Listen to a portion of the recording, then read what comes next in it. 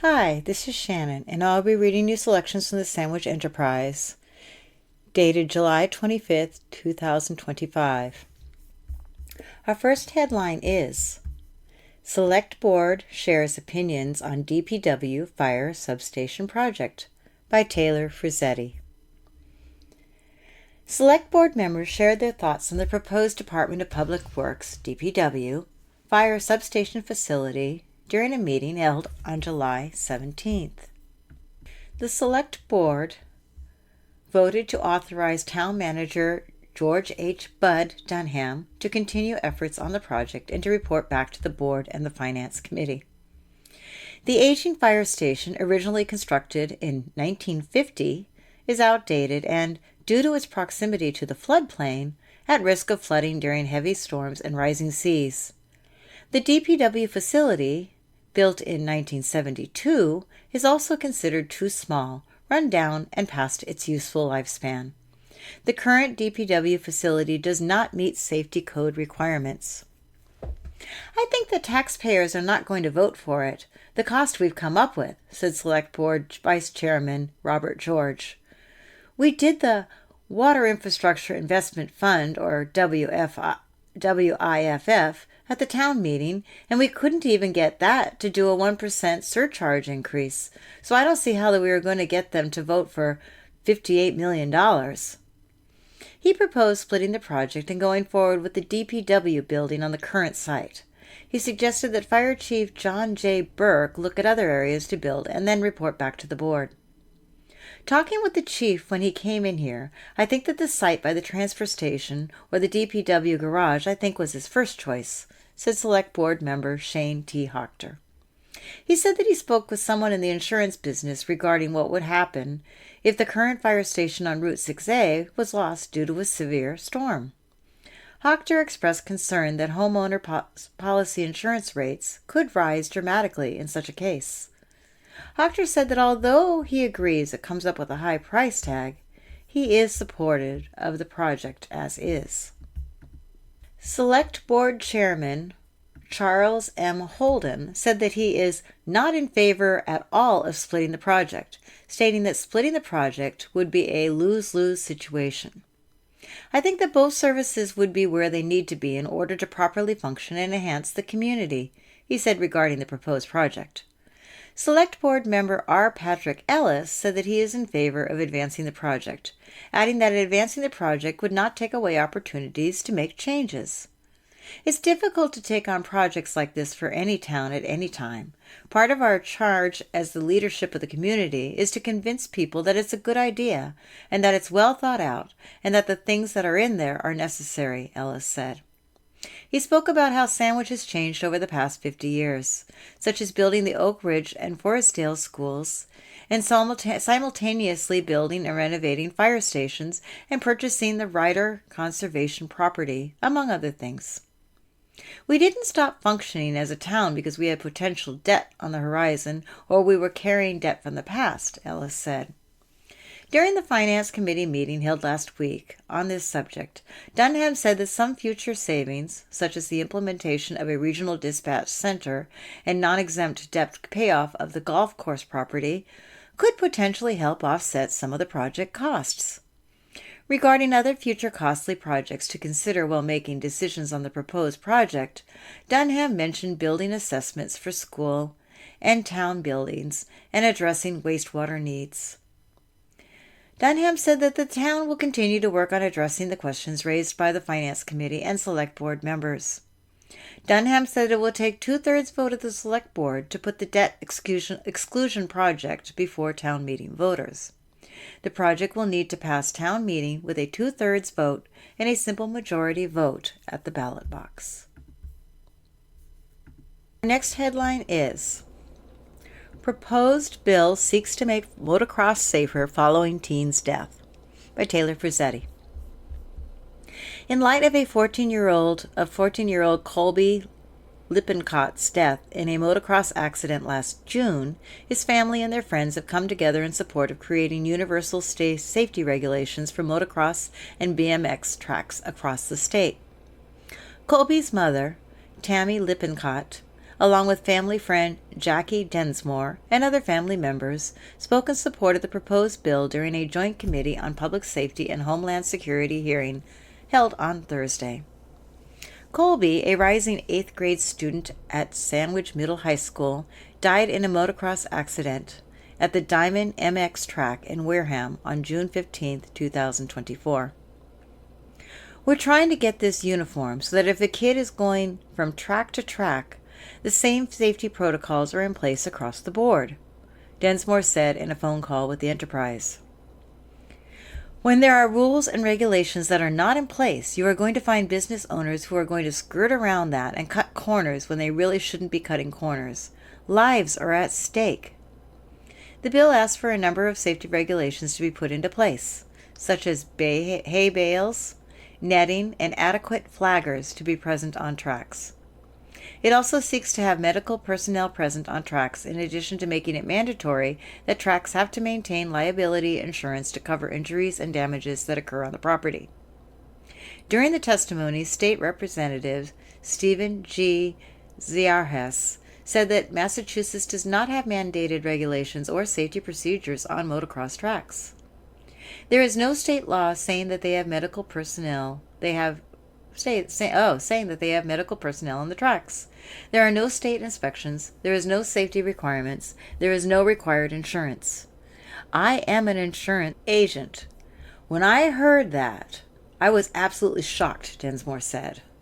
Additionally, the bill asks that track operators obtain annual permits following safety inspections by the Executive Office of Public Safety and Security. We're looking to protect the riders, but we're also looking to protect the spectators, Densmore said, adding that baseball fields have netting installed to protect spectators. Lippincott said that the goal of the bill is not to get in the way of the riders having fun or the track owner's ability to operate a track, but rather working together to make the experience safer for everyone involved. This bill that we're trying to get passed, it is common sense. It is not overreaching in any way, Densmore said. We're not looking to shut down tracks. We're looking to work with tracks to make it safer so that riders can enjoy the track and the riders can be safe as they can be. Lippincott said that Colby had been riding dirt bikes since he was 2 years old and wore proper safety gear. She said that Colby was not a daredevil, or rather a rule follower. Lippincott said that a man was severely injured on the same track this year. Tim Cotter, director of MX Sports Amateur National Motocross Championship, also gave testimony in support of the bill. Motorsports are inherently dangerous, and we can't make them safe, but we have the duty to make them safer, and we have the duty to be prepared when chaos happens, he said. Even small locally owned racetracks should adhere to a certain group of standards. A wiffle ball tournament will be held in memory of Colby at Sandwich Middle High School on Saturday, August 9th. I understand that we can't bring my son back. I understand that it's named Colby's Law. It's not about Colby. It's to protect the kids so another family doesn't have to go through this, Lippincott said. Our next headline is Bakes for Breast Cancer Holds 1 Week Fundraiser by Ashley Ryan.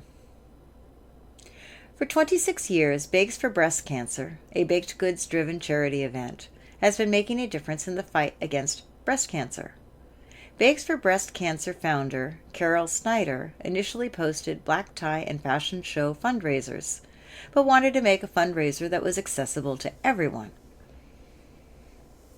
I wanted to create an event that fit into everyone's life, whether it's going out and buying a dessert at a restaurant or buying a cookie, Snyder said. Everyone could make a difference in the fight against breast cancer. The nonprofit organization was inspired by a tragedy that Snyder experienced when she was just a teenager. In 1973, her mother passed away from breast cancer. Snyder enjoyed baking with her mother, which inspired this idea of selling a dessert or pastry at restaurants and donating 50% of the profit to research for breast cancer. Always baked with my mother, and that was a fun memory.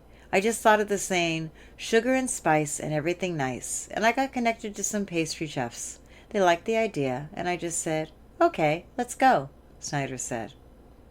From Friday, July 25th to Thursday, July 31st, Bakes for Breast Cancer will host a week-long fundraiser at 18 bakeries and restaurants in Cape and the islands. Each participating location has a specific dessert or pastry for the fundraiser and will donate 50% of the profit to Bakes for Breast Cancer. These restaurants and bakeries include Alden Park, Plymouth, Backdoor Donuts, Oak Bluffs, Blue, Mashpee, El Barco, Vineyard Haven, 5 Days Bistro, Osterville, Maison Villette, Falmouth and Woods Hole, Nantucket Bake Shop, Nantucket, Osterville Fish Market, Osterville, Osterville Fish 2, Barnstable, Pain d'Avalon, Hyannis and Osterville, Press Ahead Coffee Sandwich, the Chocolate Rose, Mashpee, the Green Lady, Nantucket, the Piccadilly, South Yarmouth, the Rail, East Orleans, and Van Rensselaer's Restaurant and Raw Bar, South Wellfleet. You can go to a bakery and ask for a specific item, Snyder said, and you've made a difference in the fight against breast cancer. The donations will go toward 2 research grants. The first grant targets early onset cancer that is seen in people under 50. The second grant will help fund breast cancer research in older women over the age of 70. Originally, the Cape was a part of the fundraiser called Boston Bakes for Breast Cancer, but the Cape wanted its own name, so Snyder created the Cape and Islands fundraiser. As a seasonal Mashpee resident, Snyder finds the Cape to be a special place. The Cape has a much higher incident rate than the national average, she said. That's why it's close to my heart to get the Cape involved. Snyder has received positive feedbacks from the doctors. The doctors once told me, "You don't understand the difference you make in our research," Snyder said, adding that she is thankful for the doctors who work in the fight against breast cancer. "The doctors work so hard that you get inspired to do more," said Snyder. "There is so much in their day, and they give to everything. They are the stars and the people I look up to." The Chocolate Rose in Mashpee has been involved in this fundraiser for about 6 years. This year, its special dessert is the pink velvet cake. It's great to participate in something and know the proceeds are going to women with breast cancer. Great to be a part of something that helps others, Vanessa Benoit, owner of the Chocolate Rose, said. Press Ahead Coffee and Sandwich will be participating for the first year. Its pastry will be blueberry and chocolate chip muffins. It's a good cause, and it's a fun way to fundraise, Jim Pressman, owner of Press Ahead Coffee, said. Snyder is hopeful and excited for this year's fundraiser. "I hope everyone goes out, enjoys the dessert, and knows that they made a difference," Snyder said. "It's an easy thing to save room for dessert."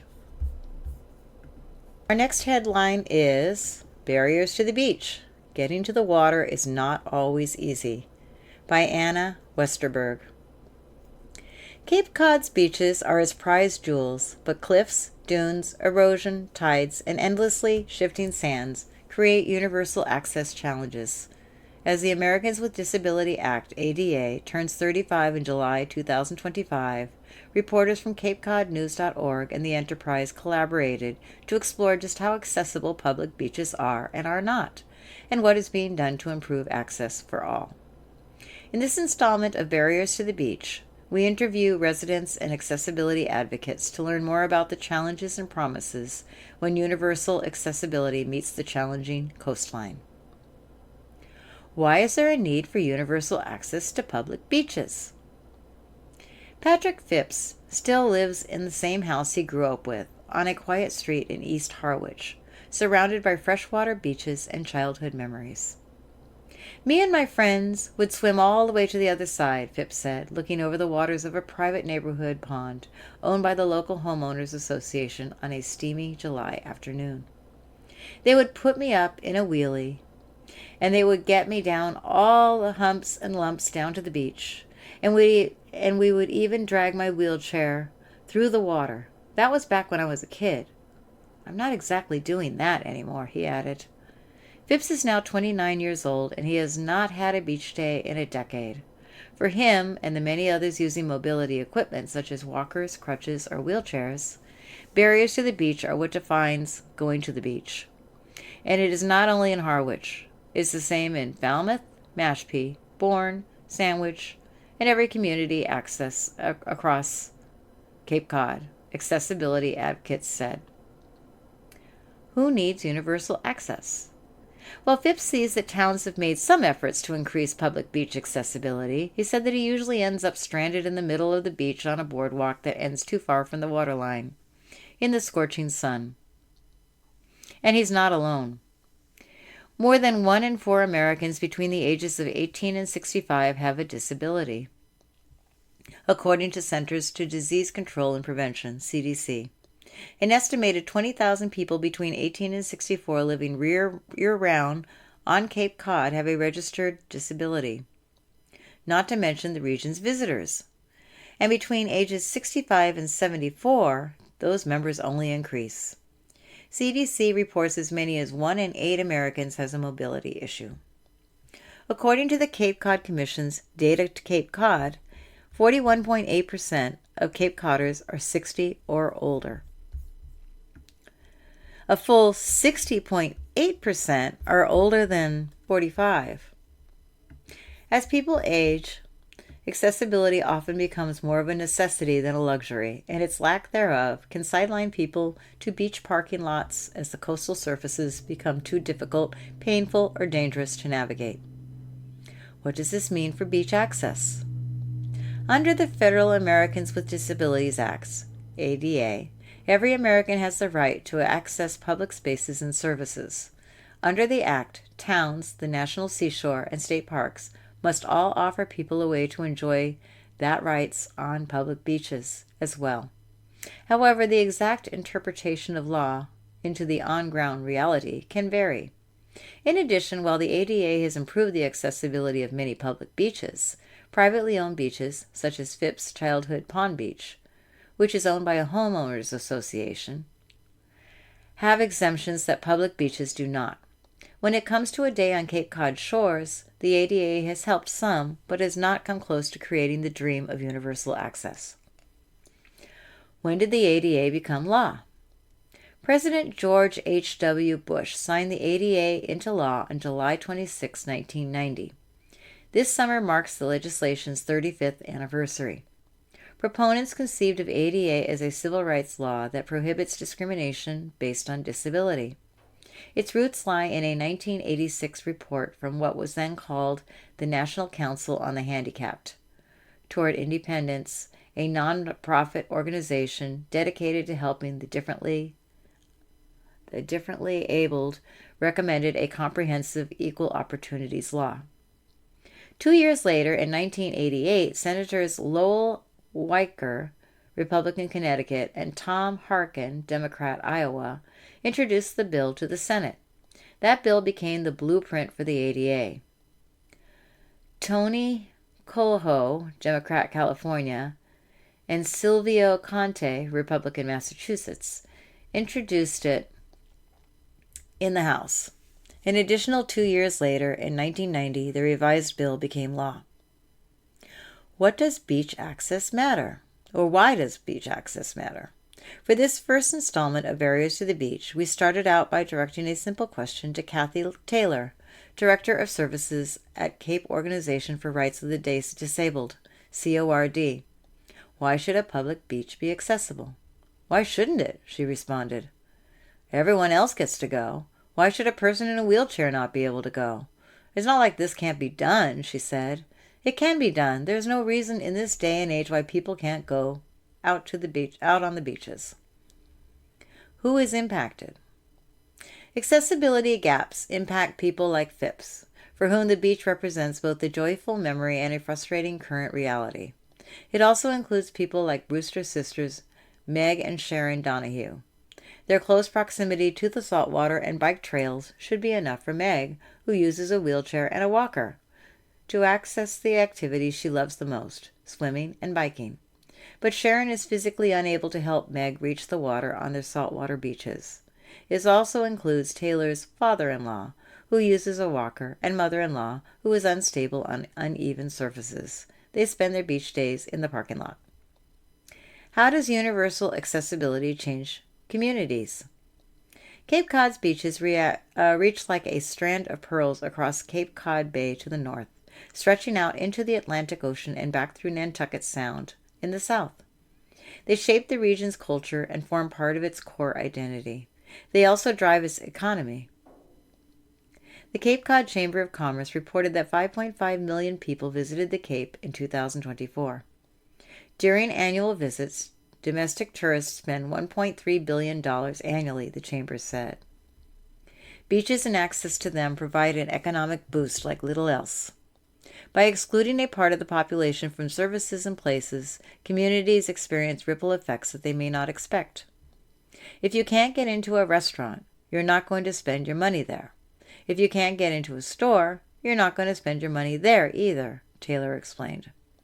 If a prospective visitor cannot access public facilities in a town, like the beaches, they are going to look elsewhere for a place to spend their time. That means the money goes elsewhere. How large is the beach challenge? Cape Cod has more than 194 public saltwater beaches, the U.S. Environmental Protection Agency says. Many of the more than 800 freshwater ponds also have public beaches. The ADA in theory applies to all public beaches, but from what we've been able to learn, not a single one could be considered fully ADA compliant. Phillips says that he can still enjoy the view at his pond, but he cannot reasonably reach the water. He said to get to the pond's edge, he would have to crawl. I'd have to embarrass myself, he said. Phipps said that if just one beach on the Cape were fully accessible, where he could reach the beach mat or boardwalk from an accessible parking space, where he could roll his wheelchair onto a mat that went all the way to the high tide water line so he could get into the water safely, and where he could sit with his friends and family, that one beach would be enough for him. Yeah, I would just go to that beach. I would go there all the time, he said. Part 2. In our next installment, we will look at one success story, the building of a fully accessible boardwalk in Sandwich. Our next headline is Forum Highlights Cape Residents' Fears for Potential Bridge Closure by Amy Rothman.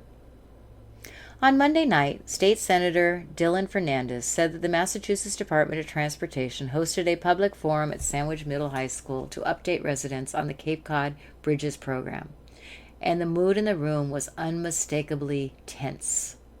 The future of the nearly 100-year-old Sagamore and Bourne bridges took center stage as speakers and attendees alike grappled with the looming theoretical concern. What happens if one of the bridges fails or is forced to shut down? The event, part of MassDOT's community outreach efforts, offered an update on the multi-billion-dollar project while also tapping into deep-rooted anxieties among Cape residents, business leaders, and public officials. Replacement over repair.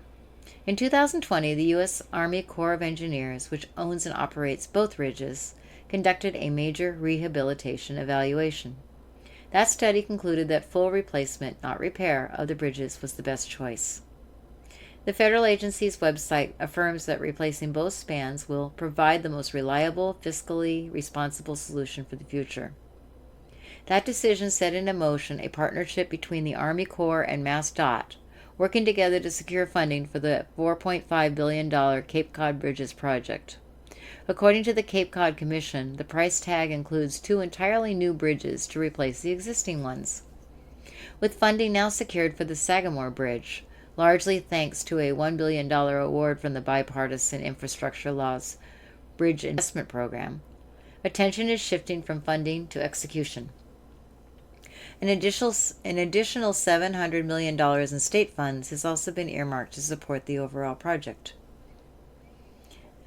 Senator Fernandes has repeatedly emphasized that funding for the Sagamore Bridge is already secured and legally allocated by the federal government.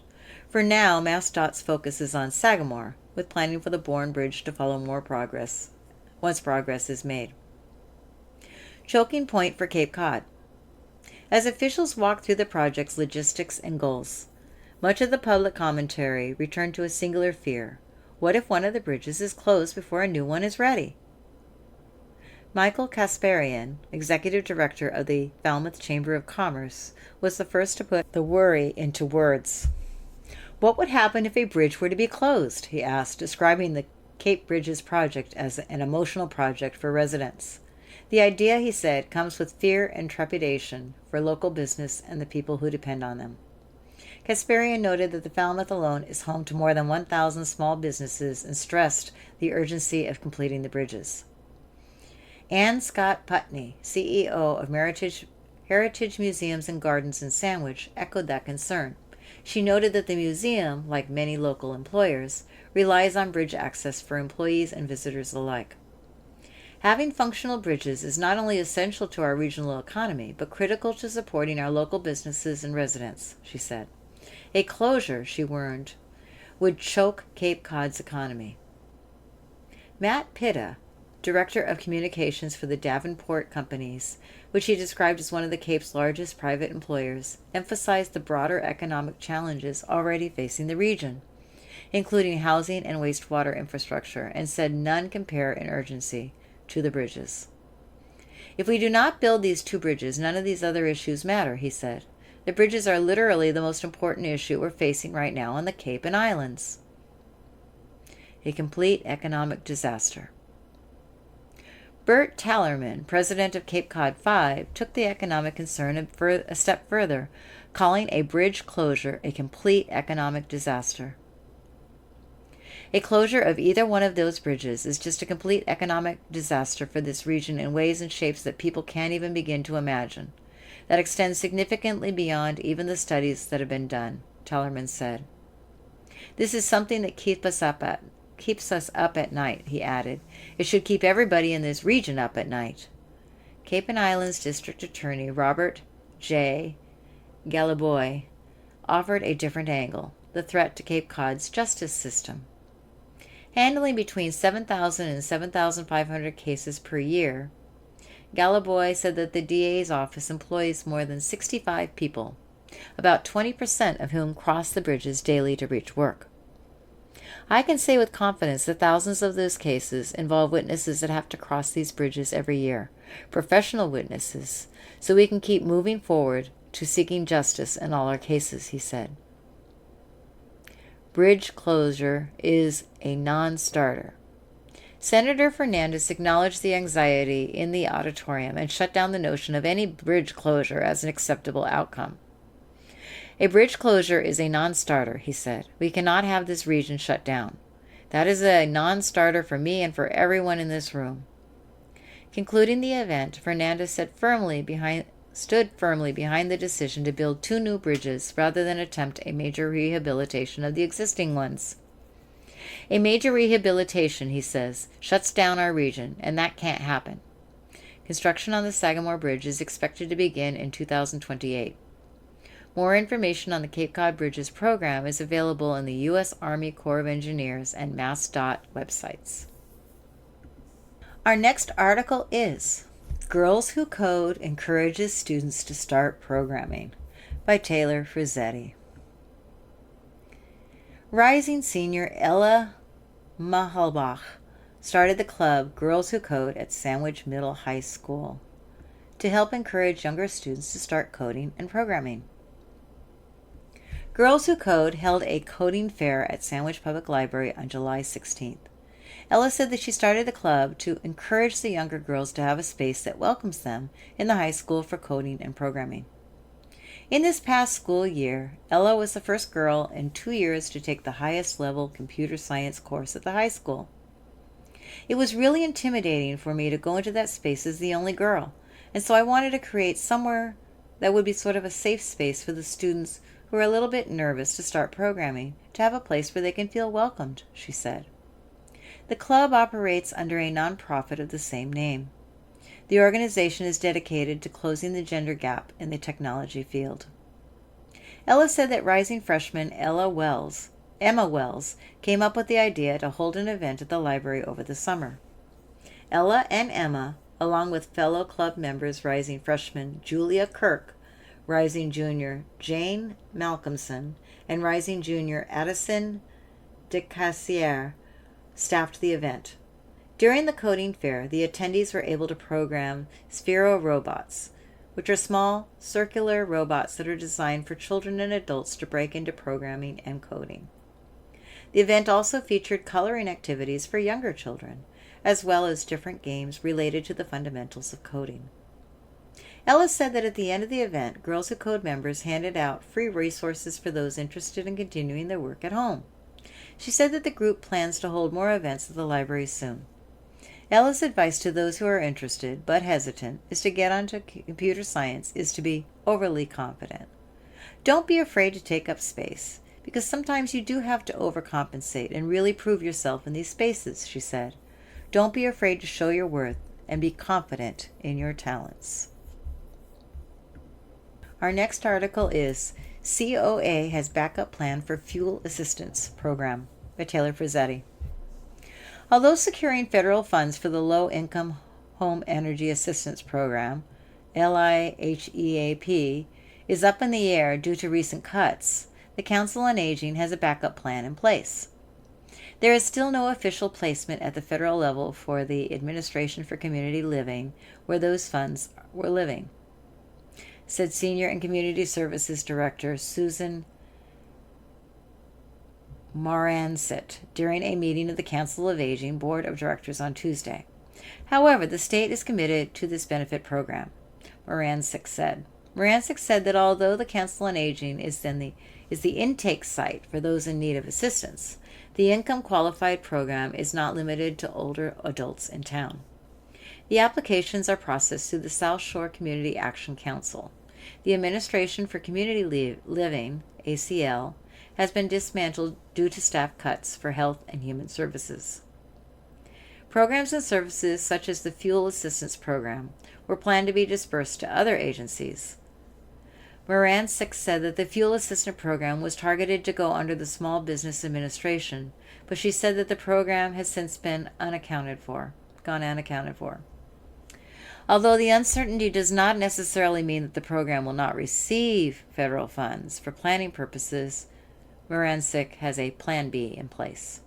She said that fuel assistance is one of the top categories that people donate to at the Council on Aging, so there is some fuel assistance funding for all ages if needed.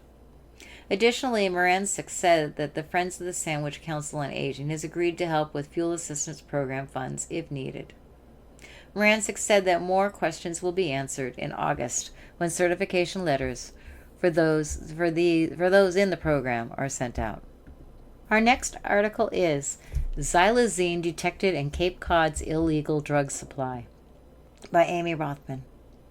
A recent report published in the National Library of Medicine found that xylazine, an animal tranquilizer, has been found in as much as 30% of opioids tested in Massachusetts, and Cape Cod officials said that they have found it locally. According to the Drug Enforcement Agency, DEA, xylazine, reported as an adulterant in an increasing number of illicit drug mixtures, has also been detected in a growing number of overdose deaths. It is commonly encountered in combination with fentanyl, but it has also been detected in mixtures containing codeine, heroin, and a variety of other drugs. However, xylazine is most frequently reported in combinations with two or more substances present. Reports of xylazine being used as an adulterant to intensify other illegal substances date back to the early 2000s in Puerto Rico, according to the DEA. The substance is a non-opiate sedative approved in the U.S. only for veterinary use.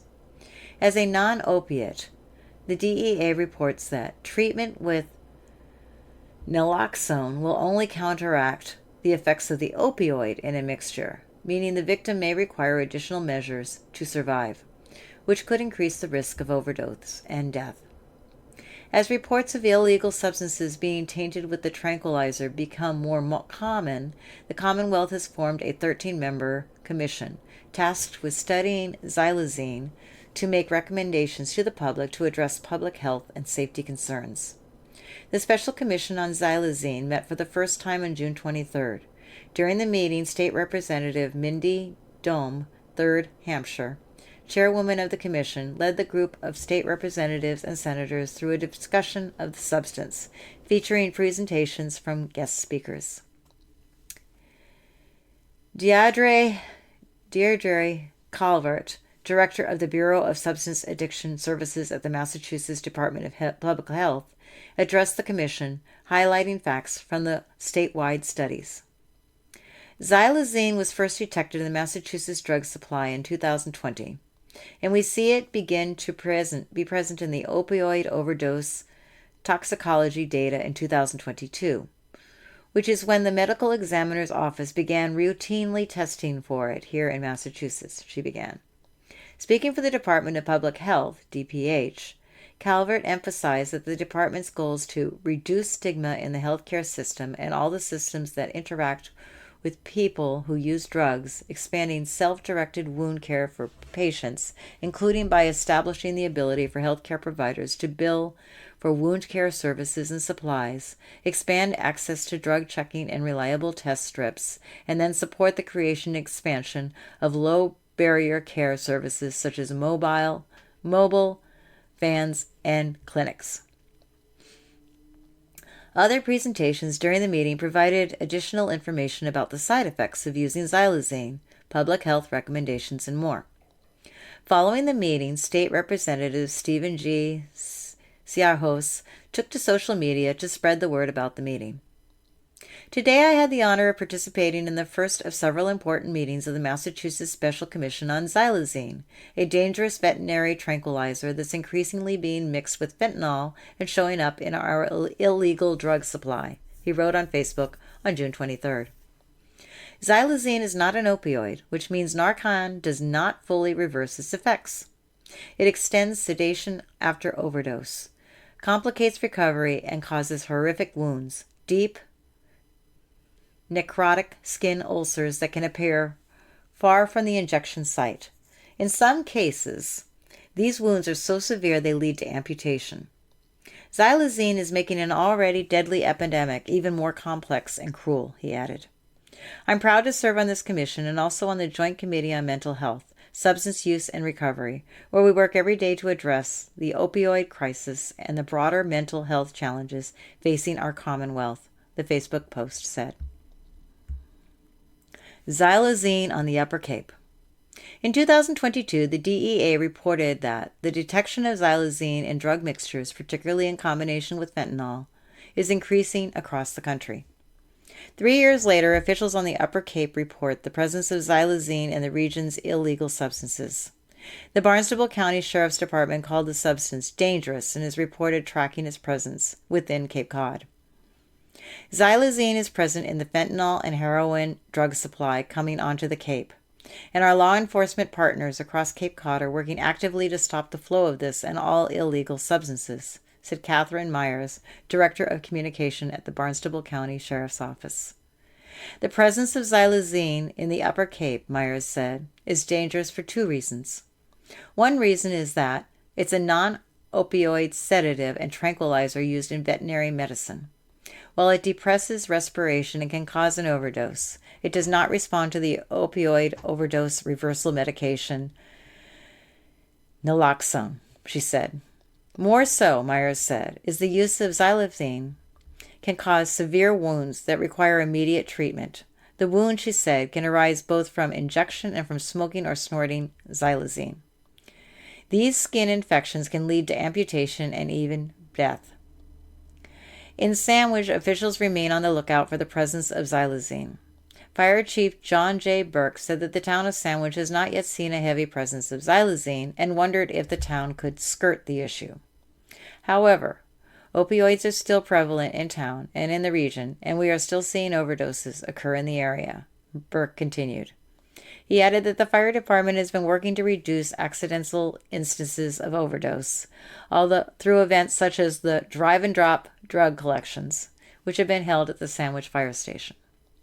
With a high population of elderly Sandwich residents, the department has been working to make sure our elderly folks who have opioids understand how to take them and how to dispose of them. The Sandwich Police Department has also been keeping an eye on the xylazine situation. I have spoken to our detective who is currently assigned to the Cape Cod Drug Task Force, and he reported there has been an increase in events where xylazine is suspected, said Lieutenant Paul A. Grigorenko at the Sandwich Police Department. Xylazine, he said, is a tranquilizer that is becoming more common to be mixed with fentanyl. Upcoming Sandwich meetings.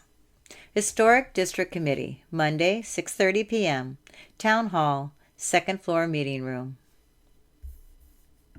Weather for this weekend. Saturday, high of 81 degrees, low of 61 degrees, partly cloudy.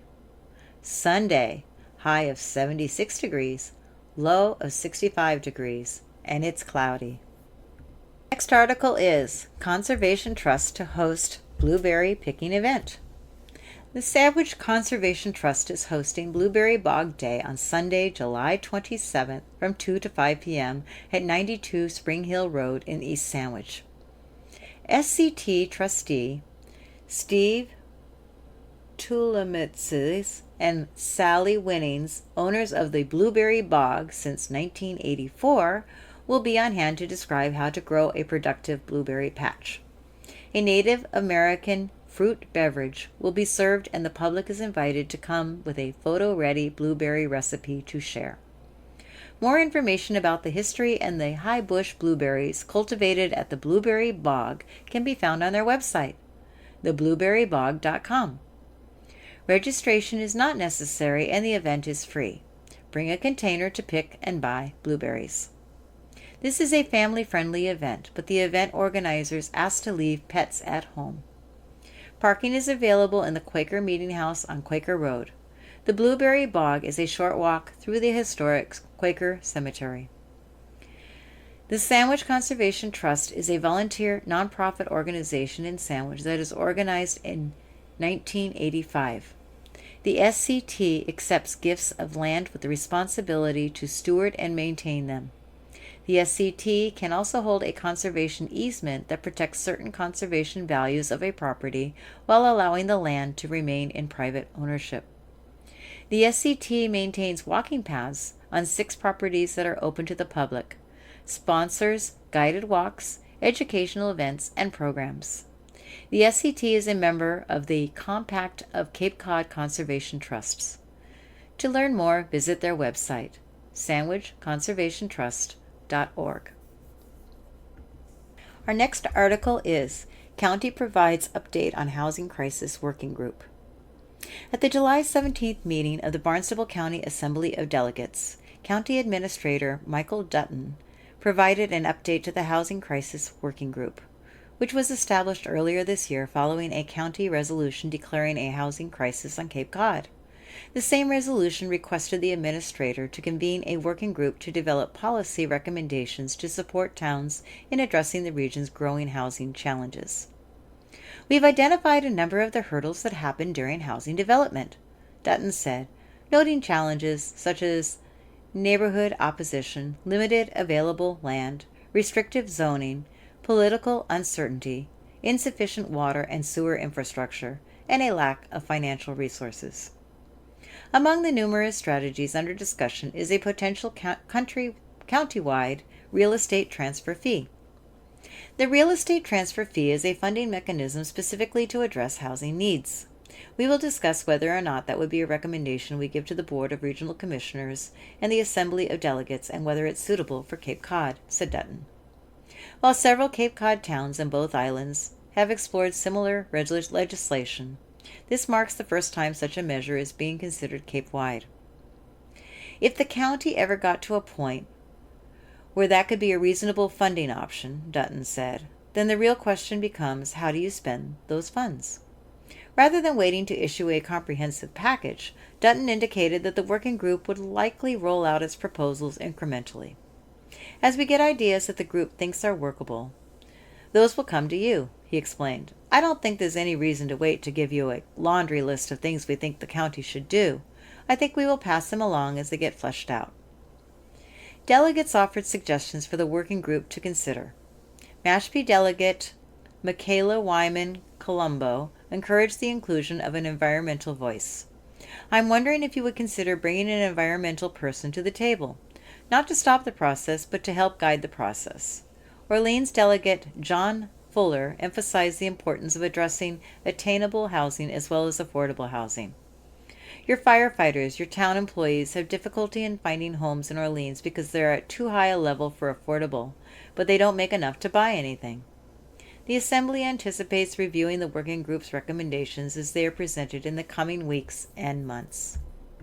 The next article is Snake Pond Deemed Potential Concern by Association to Preserve Cape Cod by Taylor Frizzetti.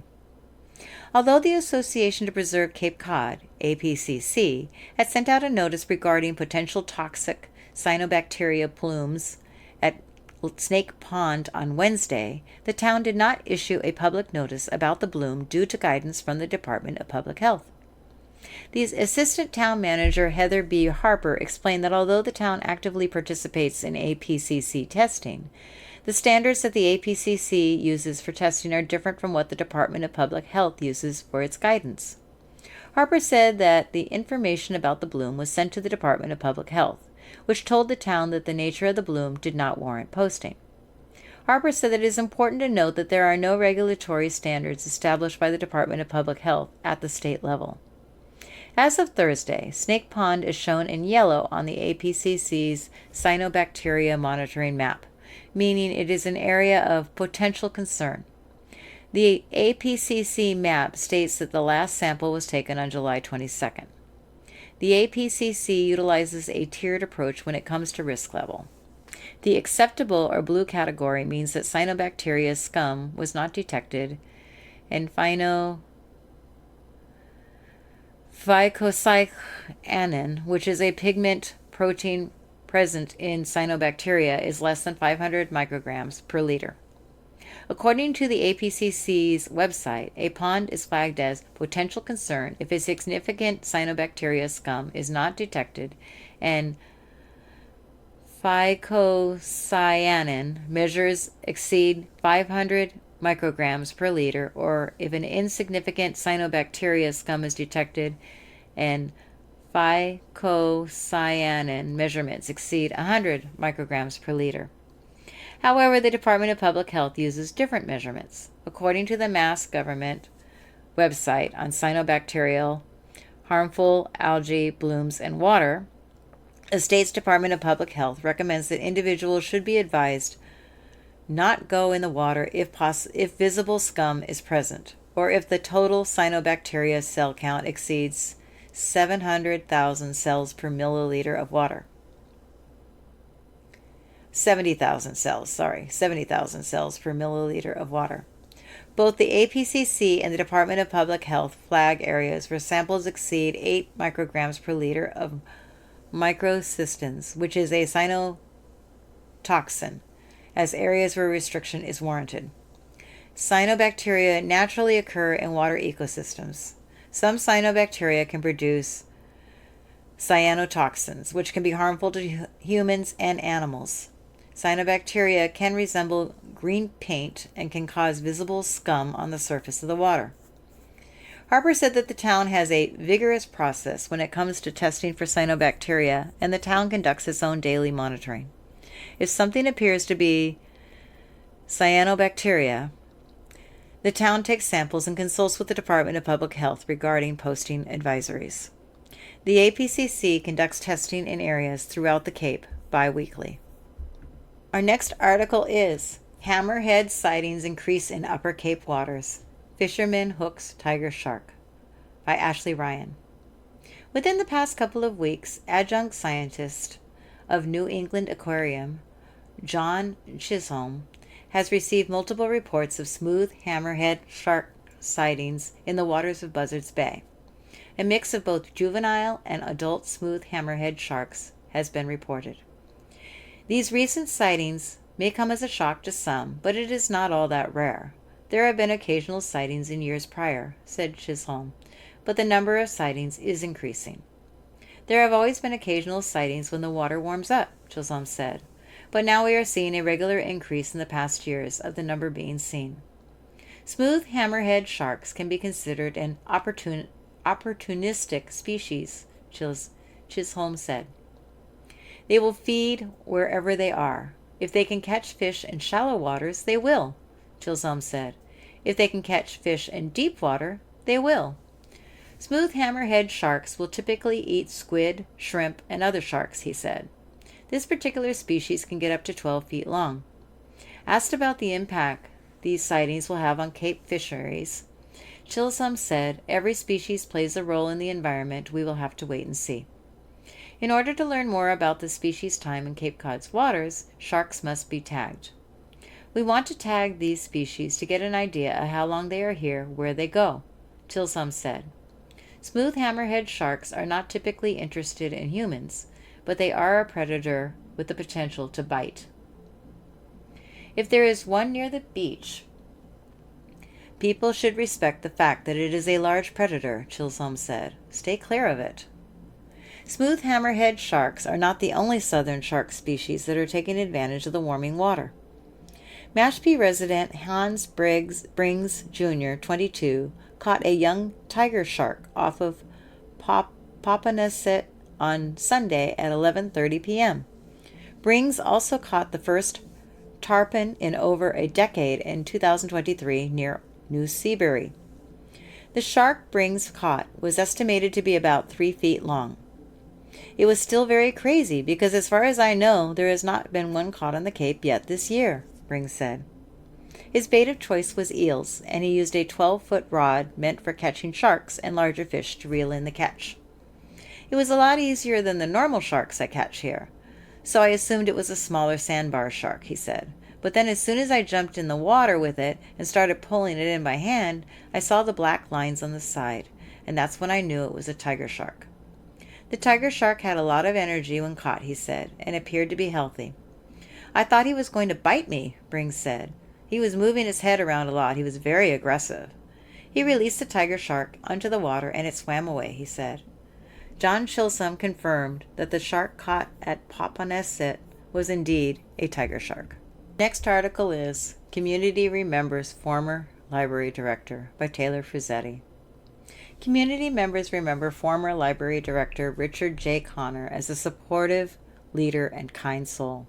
Connor died on June 7th in Sarasota, Florida. Current library trustee and former librarian Jeannie M. Vanderpill worked with Connor for 21 years and alongside employees who worked with him for nearly 30 years. Vanderpill said that one of his strengths as a leader was that he gave his staff a lot of latitude to come up with good ideas, such as Harry Potter Day. Former reference librarian Beth Ellis of Sagamore said that Connor's management style was to hire the best, then let them do their job. Ellis said that during his tenure, the atmosphere at the library was warm and friendly. He was very supportive of the staff furthering their education, Vanderpill said, adding that multiple members of his staff were able to obtain master's degrees in library science and under his leadership. Vanderpill said that Connor strived to raise the level of professionalism at the library, ensuring that his staff had the training and resources they needed to do their jobs. Vanderpill also added that Connor was good at recognizing the strengths of the staff, letting them go with it. Connor brought a number of firsts to the library and the community. Vanderpill said that he brought the archives, which were formerly housed at the town hall annex to the library. She said that he initiated bringing the archives to the library in an effort to make them more accessible to the public. Ellis said that Connor also initiated automating the entire library collection, which was a difficult feat as many staff members were unfamiliar with the electronic world. But ultimately, Ellis said that the team was able to get through it and even learn to love it with Connor's support. Vanderpool said that Connor was also instrumental in establishing the library as part of the CLAMS network and later on in the Old Colony network. Town manager George H. Bud Dunham said that Connor was an integral part of the whole department head team. Dunham said that his leadership helped guide the library during particularly lean financial times. Human Resources Director Marie L. Buckner said that she remembers his positive attitude during tough financial times in 2008. She said that she remembers him saying, "We will get through this." Buckner says that she remembers Connor as being consistently welcoming, professional, and just a lovely human. Others remembered Connor's broad range of interests, from woodworking to running marathons. Ellis said he was also interested in gardening and cooking. His staff benefited from the exemplary product of his garden and culinary treats from the professional stove that he had installed when he built a new house on Gully Lane in East Sandwich, she said. He was a kind, gentle soul, Buckner said. Obituaries. Bridget J. Gizis. Bridget Josephine Geddes of Sandwich died on July 12th. She was 91. Born in County Wexford, Ireland, her early years were marked by hardship as she lived and labored in the Convents de la Madeleine. She immigrated to Long Island, New York, when she was 23. There she met USAF MSG Mitchell G. Givitz, and together they moved to California and had 4 children. They eventually separated. Settling in Sandwich in 1976, she became involved in the community. Known for her wit and endless trove of stories, she was a fixture at bingo in the American Legion Hall every Wednesday and was an active parishioner Corpus Christi Parish in Sandwich. She leaves her children Mitchell V. Givitz, Michelle Givitz, Kathleen Givitz, and Stephanie Givitz, 7 grandchildren and 9 great-grandchildren. Visiting hours will be held on Saturday, August 9th from 1 to 4 p.m. at the Nickerson Bourne Funeral Home in Sandwich. Edward H. Salmon, Jr. Edward Henry Salmon, Jr. of East Sandwich died on July 9th. He was 96. Born in Worcester to Ruth Fulschild and Edward H. Salmon, Jr., he graduated from South High School and entered the V.W. Woolworth Company's retail management training program and began his career of more than 50 years in the retail business. He worked for F.W. Woolworth Company for 12 years. He then joined King's Department Stores, a 250-store discount chain. He managed stores in Cheektowaga, West Seneca, and in Niagara Falls, New York, and in Boston. He left King's after 13 years. He then switched careers and entered the convenience store business, joining Convenient Food Mart, CFM, in New York. As general manager of CFM, he helped grow the company to 85 stores. He was vice president when he left in 1985. He then joined Convenient Food Marts of Albany, New York, aka Bonfair Stores, a 65-store Eastern New York chain. He held a variety of leadership positions such as Vice President of Franchise Operations, Vice President of General Operations, and Vice President of Marketing before he retired in 1992. For many years, he was a member of the Food Industry Council of Buffalo, New York, as well as a member of the Board of Directors of the New York State Food Merchants Association. He was also a member of Washington Lodge 240 Free and Accepted Masons, and 32nd Mason, Ancient and Accepted Scottish Rite, and a member of the Shrine. An avid history buff, he enjoyed taking his family on many summer vacations to historic sites or walking Civil War battlefields as he recited the events of each battle to his kids. He enjoyed reading from his personal library of more than 3,000 books and always frequented his local library or any old bookstore he could find. He also enjoyed following the fortunes of the New York Yankees and watching John Wayne movies. He leaves his wife of 69 years, Joan Moberg Salmon, his children Edward H. Salmon III and his wife Emily of Myersville, Maryland, Linda E. Salmon of East Sandwich, and Deborah Horitanen and her husband Harry of Forestdale, 5 grandchildren and 2 great-grandchildren. He was predeceased by his sister Doris Lynch. Burial will be private. John F. Mott. John Francis Mott of East Sandwich died on July 20th at Cape Cod Hospital. He was 66. Born to Nancy A. Goins and Arthur H. Mott in Worcester, he spent the majority of his childhood there before moving to Sandwich during his senior year of high school. After graduating from Sandwich High School in 1978, he attended Ithaca College.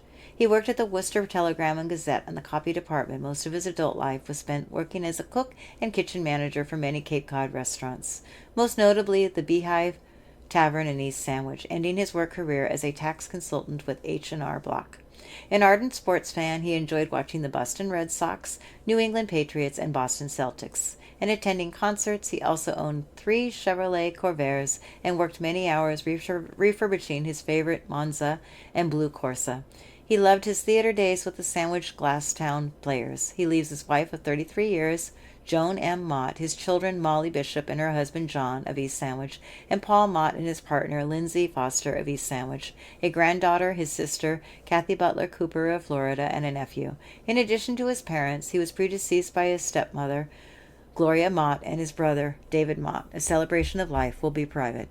Well, this is Shannon, your reader, and that is all that I have time for right now. I'm hoping you're enjoying this lovely weather we're having this week, so go ahead and keep on enjoying it as long as it lasts. Thank you so much.